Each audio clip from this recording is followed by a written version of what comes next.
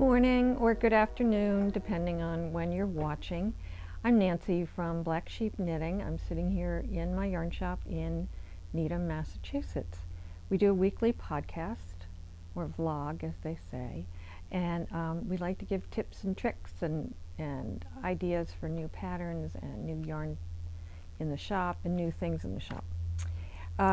Last week I talked about knitting funk. You know, when you get to that point where everything you're working on, it's just none of it's doing anything for you. You've made a mistake, you don't like the yarn, you don't like the way it's coming out, you hate the pattern. So I was kind of in that stage in my knitting, and it's kind of be careful what you wish for, because I was looking for new projects, and of course I came up with a ton of new projects, and some I'll show you in a few minutes. But I started looking through Ravelry, and I started watching. One thing I did was watching a podcast, which I highly recommend, called Mel Makes Stuff. And she's located, a woman in central Massachusetts somewhere. And she is an exquisite knitter. She's been knitting for a very long time. And almost everything she's been making or is on, I've watched, I don't know, 5 or 6 of her podcasts. Every one of them I wanted to make. They're beautifully done. And if you want to watch someone who very carefully thinks out her patterns and the fibers she's going to use and the measurements and how to adjust things and how she thinks about adjusting, she's a really good person to watch. There were a few of her patterns that were a little out there for me, that were not in my wheelhouse, but I do recommend that you watch her if you're a knitting podcast watcher. I could sit and watch podcasts all day sometimes. Anyway, I came up with a few things, a few ideas. As many of you saw, I did the Winslow tee, and I went rooting through my stash, and I'm not going to show the yarn because we don't sell it here. But I'm going to do another one of these in it's a yarn that's a flax, which is is hemp, I believe. And it's a plant fiber. And one thing I'll say about, and I had a whole bunch of it that we'd had here in the shop and people weren't buying it. And I made a top in it and then washed it, and boy did I love it. So I had a whole bunch of colors, so I thought I'm going to do another one of these because it was so fun. But one thing about plant fibers is they don't have the same give that wool does. And very often you'll see plant fibers put with, and I'm going to show you one in a minute, put with a wool or a silk. Well, silk, though it's not technically a plant fiber because it's made from the silk moths, but it has that same kind of characteristic to it. So things like, cotton and hemp and, regular linen. There are others that I'm not thinking of at the moment, but they tend not to be like wool kind of sticks to itself. Well, those plant fibers don't. They don't have anything that would make them really stick. So very often things will be put with them. I'm wearing, and I should say that right away, I'm wearing the Anchor, one of the Anchor sweaters. It's the DK weight summer shirt, which a whole bunch of us made, and I absolutely love this sweater because it fits so well. So I've made 3 of them, I think. This is made in the Ella Ray Denim DK, in a colorway that's not available because it ran like crazy. So I did this in navy, but they have other colors, and you can certainly, you can use Zooey. Robin's wearing one today that's in Zooey. And we have lots of other DK weights. But I digress. So plant fibers behave very differently than wool or animal fibers. So that's why you often see them combined with a wool or alpaca, something to make them a little bit more sticky, Robin said. So the they tend to not, so the stitches can be very open, and very often you'll see lacy things done in a linen. They behave differently when they're washed. I have some linen things that I throw in the washer and in the dryer, and they come out fine, or linen and cotton blends. Or I let them dry for a little bit and then throw them in the dryer to fluff them up. So they come out pretty nicely. That said, so that's what I'm going to do with my leftover flax that I have. And we have lots of other, this is a sport weight, so we have other sport weights that you can do this in. Then I went looking on Ravelry, and I found another top that I'd like to make, and this is called Joni. And you really have to see this close up to see the beautiful lace on it. It's by Natasha Hornby, and it's in a sport, they use a sport weight, but knitting it at 21. So here, I don't know if you can see it. Robin will probably put one up next to this so you can really see, but it has a beautiful, simple lace on the front. And I thought this would be a great summer top. I haven't chosen what I would do it in quite yet, but here it is. This is really cute. You can see it with a shirt, and I love this idea of this kind of top with a shirt underneath. So that's one idea that I have. And I'm sure if I go stash diving, I'll find yarn in my stash for it. Another one that I just love, love, love is called Duntara. And this is by one of my favorite designers, Jennifer Beale. And she is from, I believe, Nova Scotia. And this woman, as far as I'm concerned, is a genius. If you look at her, and I did another one of her patterns called Wabash. So this combines lace and color work. And I thought this was just so fun. So I'm thinking about doing that one. And lastly is, oh, here's the Anchors summer shirt. So I would love to do another of the Anchors summer shirt because they fit really, really, really well. I think I've done three of them. So that's it for things that I'd like to make, and then I can show you some things I've started.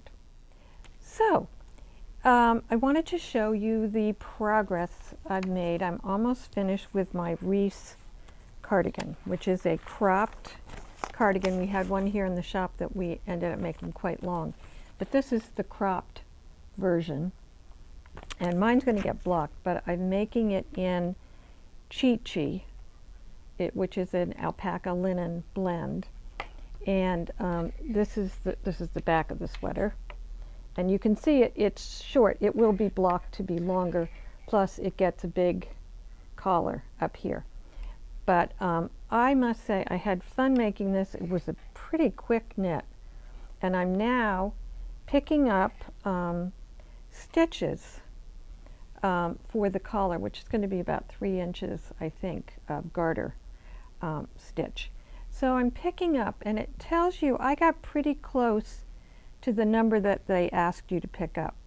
You have to remember, though, if you made this longer, mine's about the measurement that they said.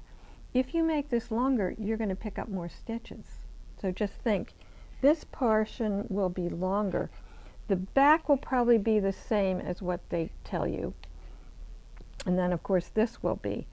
And I just wanted to show you, again, you've all seen this, but just I thought I would do one just to remind you how you do it. You must have your needle and your yarn in your right hand and the right side facing you. And you want to be sure that you get 2, so there's a V on the top. You want to be sure you get those 2 strands of the V. Do not just pick up one like this. It's going to make a hole. It's not going to be that strong. You really want to do the 2, and you just wrap your yarn around and pull it through. And it goes pretty quickly. But what I would do is count how many you've done in, say, 4 inches, and make sure you're on the right track for getting the same number that you got on the other side. I'm on the second side. So, as would be obvious, you need to have the same number of stitches picked up on both sides. So be sure that you're careful to count that. That said, the lace work on this is so simple and so easy to remember, and it was a lot of fun. So I'm looking forward, yeah, Robin said, turn around, you can't see it. I'm looking forward to wearing that this summer. I think it'll be fun. Be a great piece to wear here in the shop when we have the AC on. So that is almost finished and will be, I hope, by the end of the weekend. So the other piece I wanted to show my progress on was the Paul Clay sweater. So here I am. I'm still not, this is the sweater, still not convinced I like these colors, but we'll see. And so this is the sweater. And I may do more of this checkerboard pattern down at the very bottom. Just because I have lots of yarn left, I thought it might be fun to have it like just above the ribbing maybe. So these are my colors, some of them. And I've got 3 more rounds, I think, to go after this. And it's just super fun. Not hard. It's very easy stranded knitting. So I've enjoyed doing it. One thing I would avoid doing, which I see I did here, was trapping my yarn in the same place every time. And as Julia Farwell Clay, who was here doing a workshop, would tell me, don't do it. Don't trap your yarns. And see, I've created this column because I wrapped my yarns in the same place. Naughty me. So I'm going to have to fiddle with that to get that little ditch. I have to remember to get this sort. See how it's indented there? You're not supposed to do that. And I think I will follow her advice and maybe not catch my floats anymore. Because she doesn't do that, and she just makes sure they lay flat, and you, after you've done some, you just pull these, well, like, I'll show you here. After I've done one set of colors, you want to just stretch these out so that the yarn in the back is not gathered, making it look gathered. So I'm going to play with that with the next little bit of it. I can't remember why. There was a reason why I was trapping the floats, and now I no longer remember. So this will need some blocking, and I have some other colors to add. So anyway, there's one caveat with this pattern. You have to read very carefully. She's got these charts, and I think this is maybe done, and I think I showed this. This is done in sort of her style, maybe her Japanese style, I'm not sure. But there's a lot of referring back and forth to different charts and different directions. So you need to read these, probably read them out loud to yourself.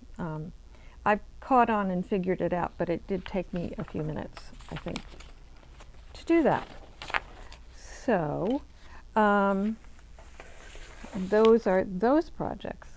Here is a new project that I want to do called Licorice Twist Vest. And this is by Julia Farwell Clay. She had it on the day she was coming in to do the workshop here. And I really liked it. And she said, oh, it's done in Manos del Uruguay Milo, which we didn't have. But of course, I dialed right up and called Paramount Fibers and ordered it. And this is the side. I wanted to show you the side of it. So I thought this would be a great summer, fall kind of thing with a nice, pretty shirt underneath. So I got the Milo, and I also got it. I got it for 2 reasons. I'd been thinking about it, but this sort of pushed me over the edge. These are the colors, although Robin pointed out to me I didn't get her favorite color, so I may have to call up and order it for her. This is a combination of merino and linen. And someone this morning felt it and said, "Oh, that's scratchy." I said, "Put it on your neck." She said, "Oh, no, it's not scratchy." It is not. It looks as though it is, but I thought this was a good sort of substitute for a yarn called Linen Quill from Pearl Soho. Has the same look, not the same content, fiber content, but I liked it a lot, and I thought it would be, I would do it just as Julia had done it. And my class this morning voted that maybe I should do this color. This one is called Prussian Blue, and then we have Byzance. Oh, that's a pretty reddish plum, I guess you would say. And then green. Green is very popular this year, if you've noticed. This is called Conifera, which is, if you think of conifer, pretty green. And gray. I was tempted to do gray, but I have way too much gray. Asphalt.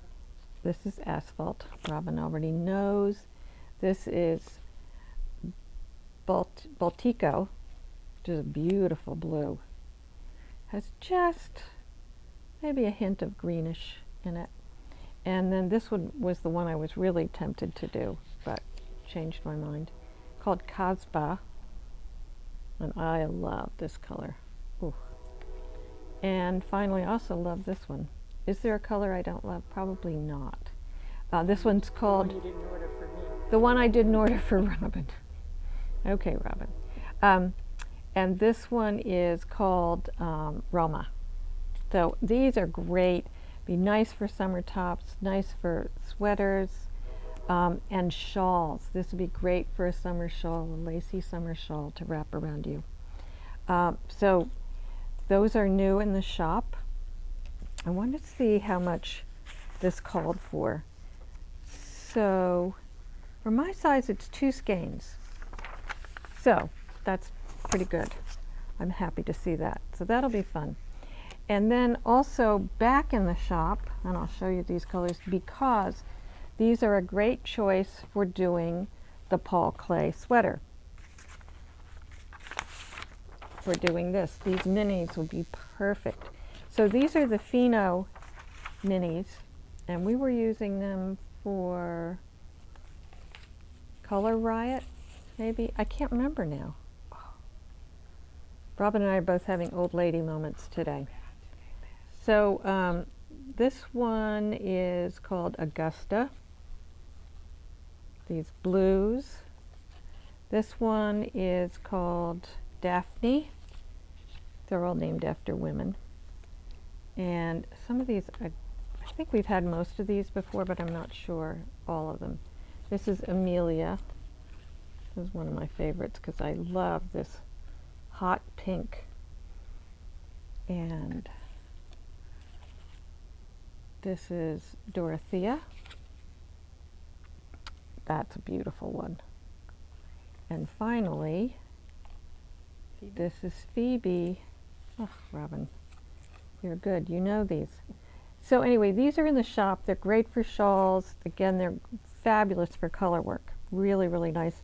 Some of them are tonal, and even this one's slightly variegated. This is even a little more than tonal. This one is too. These are all, I guess all of them are a little bit tonal, which is always fun in color work. I like, because you see different colors within the color work. There's something I wanted to show you, and I guess when I was watching the Mel Make Stuff podcast, she was talking about using an E-wrap cast on, which is the old, you know, put it around your thumb and like this, and put it through, and you just keep going like, well, I'm doing my index finger. Grandmother taught them. Yes. The issue with that is, suppose you're casting on 50 of these.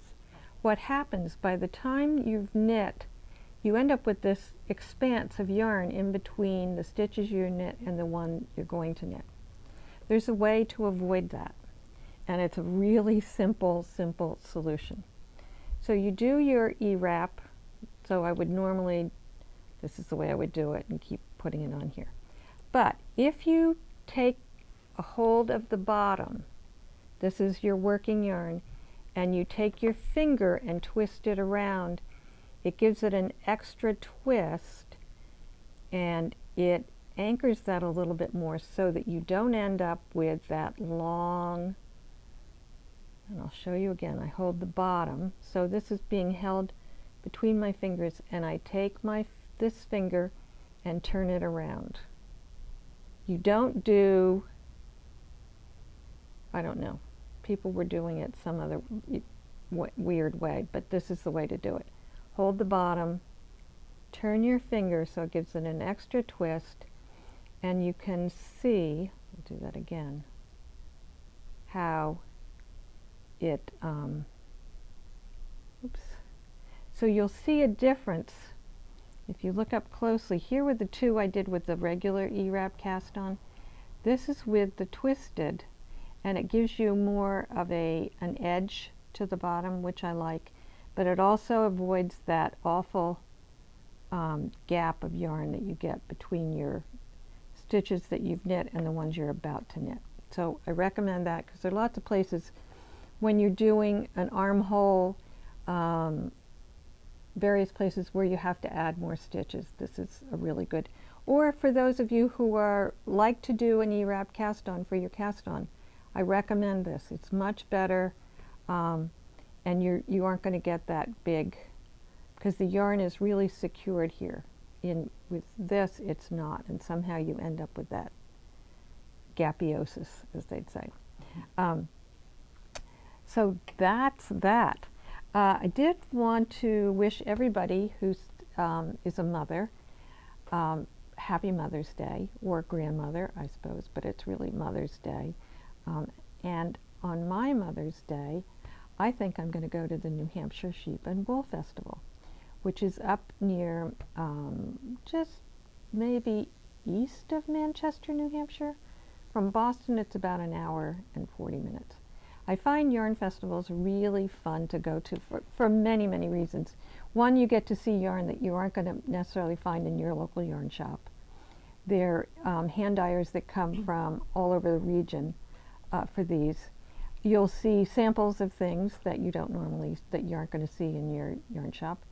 And they have animals too. And of course I love animals, and they're vendors also selling things other than yarn, so maybe accessories and different things. I haven't been to this festival for about, gosh, 5, 6, 7 years. It's been a while. So I'm looking forward to it. It's supposed to be a nice day, and it's not a long ride.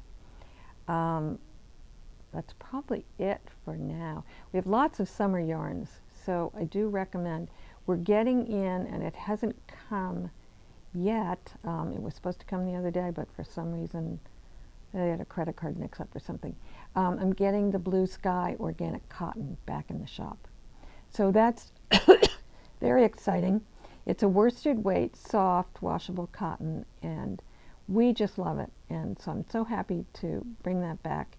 And I might, while I'm at it, add some more of Blue Sky's yarns. I heard that they were just bought by Malabrigo, which is kind of exciting. They have, oh, I know what I was going to say. They have fabulous patterns. You need to go on their website and look at their patterns. They have really, really beautiful patterns. So we will try maybe in the next several months to knit up some of those, because I think they're really super, and you don't always see them on Ravelry. So I recommend looking at their website. Malabrigo as well has great patterns on their website, so I recommend those as well. So I think that's it for today. Again, happy Mother's Day. Enjoy this gorgeous weather. I've been working in my garden planting seeds and transplanting things, and just this is my favorite time of the year. So I hope you too enjoy being outside and watching all the new things blooming and coming up. So have a great week of knitting. If you can knit outside, that would be great. This is great weather for it. And we'll see you next time. Bye.